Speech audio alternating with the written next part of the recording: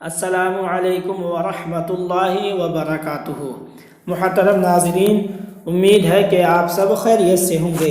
اللہ تبارک و تعالی آپ سب کو اپنے حبیب کے صدقہ طفیل میں سلامت رکھے۔ ناظرین، آج کا سوال ہے کہ غائبانہ نماز جنازہ پڑھنا کیسا ہے؟ یعنی اس کو اس طرح سمجھ لیجئے کہ جنازہ کسی اور شہر میں ہے اور اس جنازہ کا تصور کر کے اس کی نماز کہیں اور پڑھی جا رہی ہے، تو اس طرح غائبانہ میں نماز جنازہ پڑھنا کیسا ہے؟ تو ناظرین، آپ ویڈیو میں آخر تک بنے رہیں تاکہ مسئلہ آپ کو اچھی طرح سمجھ میں آ جائے۔ اس طرح نماز جنازہ کئی جگہ پڑھی گئی ہے، تو ایسا کرنا کیسا ہے؟ تو ناظرین، آپ سے میری گزارش ہے، اگر آپ میرے سبسکرائبر نہیں ہیں تو میرے چینل کو سبسکرائب کر دیں تاکہ سب سے پہلے دینی تحقیقی مسائل کے ویڈیوز ڈیلی آپ تک پہنچتا رہے اور آپ کے معلومات میں اضافہ ہوتا رہے۔ تو آئیے چلتے ہیں جواب کی جانب۔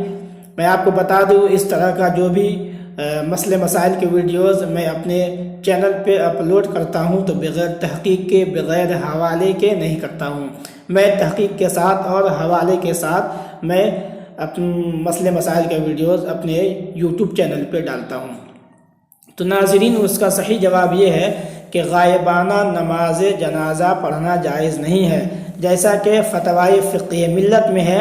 اعلیٰ حضرت امام احمد رضا محدث بریلوی رضی اللہ تعالی عنہ تحریر فرماتے ہیں کہ مذہب حنفی میں جنازہ غائب پر بھی محض ناجائز ہے، اور ائمہ حنفیہ کا اس کے عدم جواز پر بھی اجماع ہے، جیسا کہ بحر الرائق میں ہے، اور فتاوی رضویہ جلد 4 صفحہ نمبر 67 میں بھی یہ حدیث موجود ہے، اور در مختار مع شامی جلد 1 صفحہ نمبر 641 میں ہے۔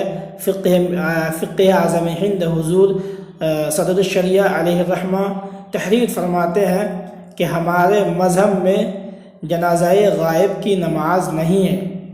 جنازہ صحیح ہونے کے لیے میت کا سامنے ہونا ضروری ہے، لہذا غائبانہ نماز جنازہ پڑھنا جائز نہیں ہے، جیسا کہ فتوائے فقہ ملت جلد 1 صفحہ نمبر 264 کتاب الجنائز میں ہے۔ تو ناظرین، امید ہے کہ آپ کو مسئلہ سمجھ میں آ گیا ہوگا۔